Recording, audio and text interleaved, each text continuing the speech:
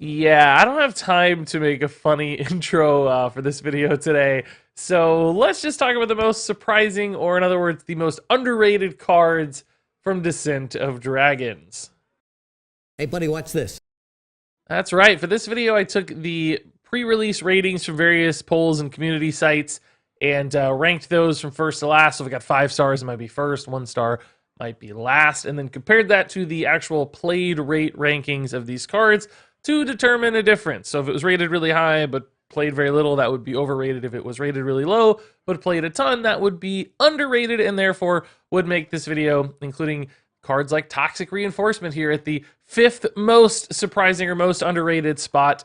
This one for Hunter caught a lot of people off guard. I think you see Leper Gnomes, you see 3 hero powers. That starts to sound like a lot of different work, and maybe the payoff's not worth it because Leper Gnomes haven't really been that significant part of a meta in a long, long time.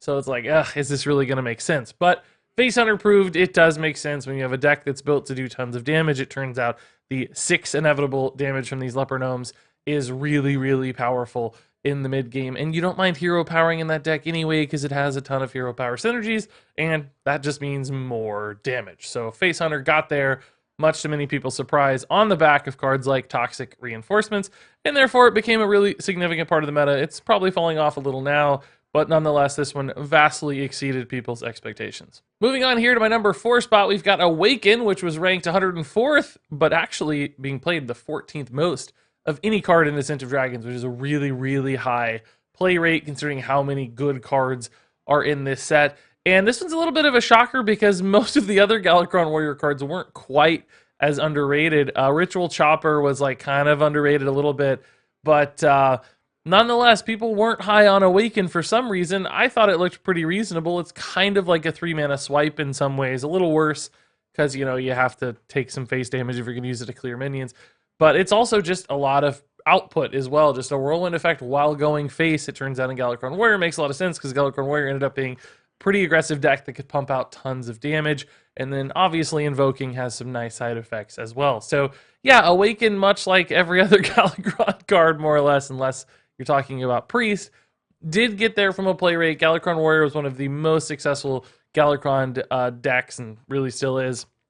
So sure enough, Awaken, one of the most played cards in the set, and really not letting down the archetype at all. So I don't know why people were so low on this one compared to its peers, but nonetheless they were, and we get a result like this one where it, it's 90 spots higher basically than expected. So moving on here to our 3rd most underrated cards. I included these as a pair. As you can see, they were right next to each other in both their rankings and their actual played rates. So I figured, hey, they're both Galakrond cards for Rogue. They certainly fit together. So praise Galakrond and Seal Fate. People did expect these to be really, really bad. I think if you look at these cards in a vacuum, you're like, oh man, dealing 3 damage to an undamaged character for 3 mana is terrible.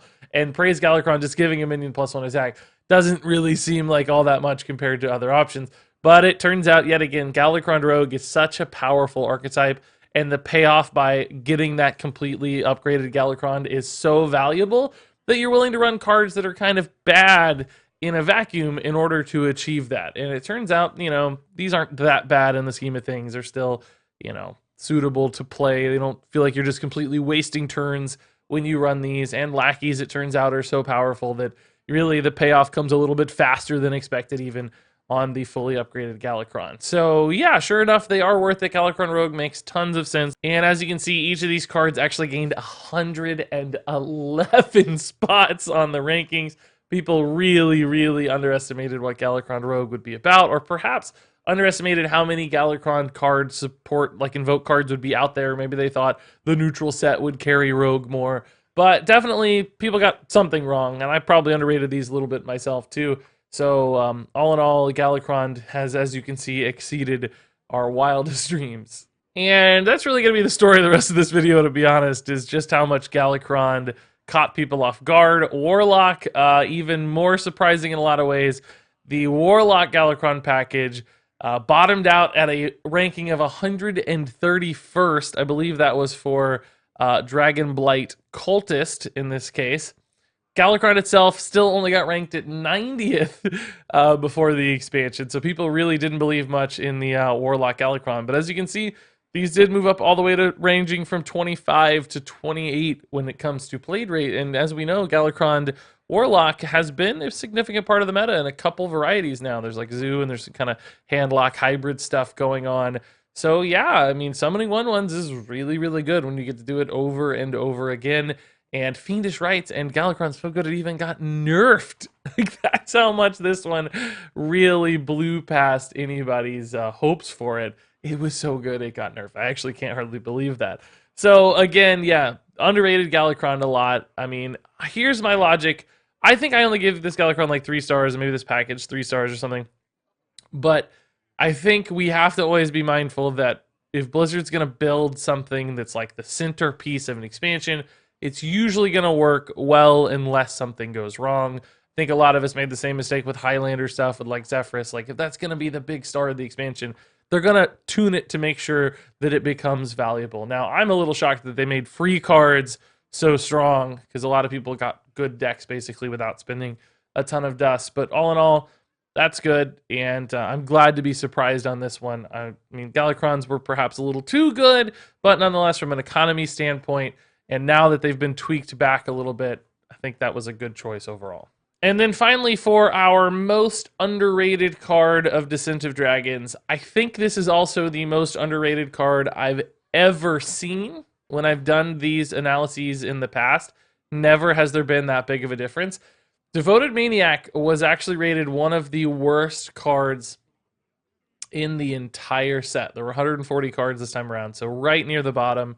And its actual played rate, of course, is huge because it's played in basically all of the Galakrond decks because you just need enough invoke cards, and there weren't really a lot of invoke cards. Now, I want to put some kind of qualifiers, some disclaimers in these numbers. Devoted Maniac was revealed pretty early in the pre-release cycle, and a lot of people probably thought there were going to be a way more invoke cards than there ended up being. They probably thought, like I did, there'd be like 4 or 5 invoke cards, and that this one would naturally fall to the wayside. So certainly a lot of the play rate here for Devoted Maniac's not because you're necessarily like excited to have it. It's just that you have to, and there were no other alternatives. So that probably contributes a lot to why this was rated so low. Had this been released in the final day of the expansion, I'm sure it would have been rated higher. But again, I'm not really making value or qualitative statements in these videos. I'm just presenting the numbers. You guys draw the conclusions. That's just how the numbers panned out. So yes, Devoted Maniac, based on perhaps poor timing of its reveal, perhaps based on just weird expectations for Galakrond, it really is the most underrated card I've ever seen. From basically from the bottom to the top, that is quite a comeback, quite a swing for this one. And I think I was pretty low on Devoted Maniac. I think I gave it 2 stars as well. So I'm just as, just as surprised, just as baffled as anybody when it comes to this one. I never would have expected this to be one of the most played cards in the entire expansion. That's crazy, but here we are, Devoted Maniac, the most surprising of all. And there you go, folks. Those are the most surprising Descent of Dragons cards. It's cool to be shocked when these things work and we don't expect them to. It's always a good reminder to go back and think about why you were wrong, kind of reassess how you valued the card and why your expectations were set where they were. That's a good learning experience and, fun for deck building next time around. Maybe don't count things out so soon. Certainly a lesson I always have to remind myself of. That said, if you have cards that surprised you that didn't make this list, of course, feel free to share those in the comments below. Also, don't forget, we're running out of time. We have 1 week left on my 2020 giveaway, which ends on January 20th, and in which I give away 20 $20 Blizzard gift cards. So check the description and the pinned comment below to get some details on that giveaway. It's super easy. Just follow me on Twitter and Discord and Twitch and stuff, and you'll get some entries. That said, thanks much for watching, and until next time, game on.